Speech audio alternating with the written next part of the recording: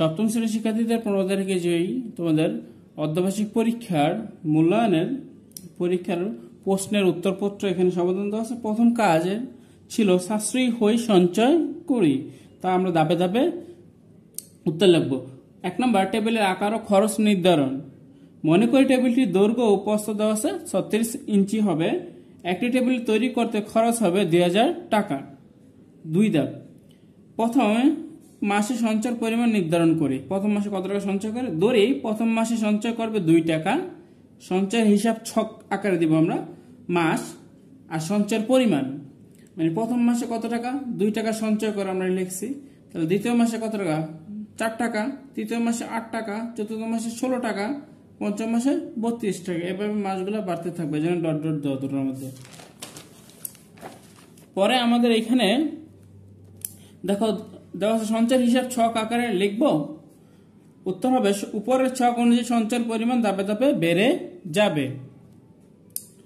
2 নম্বর, সংখ্যাগুলো কি ছকের মাধ্যমে সূচক আকারে প্রকাশ করা যাবে? ব্যাখ্যা করো। হ্যাঁ, সংখ্যাগুলো সূচকের আকারে প্রকাশ করা যাবে। প্রথম মাসে সঞ্চয়ের পরিমাণ এ হলে দ্বিতীয় মাসে সঞ্চয়ের পরিমাণ মাসে হবে a স্কয়ার এবং তৃতীয় মাসে হবে a কিউব। প্রত্যেক মাসে একটা করে বেড়ে যাবে, a বেড়ে যাবে এবং এভাবে ধাপে ধাপে হবে, এরপর n পর্যন্ত পৌঁছাবে। এখানে n হলো মাসের সংখ্যা এবং a হলো প্রথম মাসের সঞ্চয়ের পরিমাণ। এবার বলছে 3 নম্বরে, পঞ্চম মাসে তোমার সঞ্চয়ের পরিমাণ কত টাকা হবে? তাহলে প্রথম মাসে 2 টাকা যদি হয়, তাহলে পঞ্চম মাসে সঞ্চয়ের পরিমাণ হবে 2 এর পাওয়ার 5, কারণ আমরা জানি এর পাওয়ার n। তাহলে আমরা সঞ্চয় করছিলাম 2 টাকা, এর জন্য আমরা এই n এর জায়গায় কত লিখবো 5, কেন পঞ্চম লেখছে। তাহলে 2 এর পাওয়ার 5 মানে 2 5 বার গুণ, 2 5 বার গুণ দিলে কত হবে 32 টাকা। 4 নম্বর, আবার একটা বলছে তোমাদের পরিকল্পনায় টেবিলটি তৈরি করতে কত মাসে সঞ্চয় করা প্রয়োজন হবে? এক টেবিলের খরচ 2000 টাকা আমরা দেখছিলাম, প্রথমে ধরে নিছি। সঞ্চয়ের প্রথম মাসে 2 টাকা সঞ্চয় করলে, মানে এক মাসে 2 টাকা সঞ্চয় করলে ধারাবাহিকভাবে কত মাসে সঞ্চয় করতে পারবে তা বের করার জন্য আমরা নিচে হিসাব করব।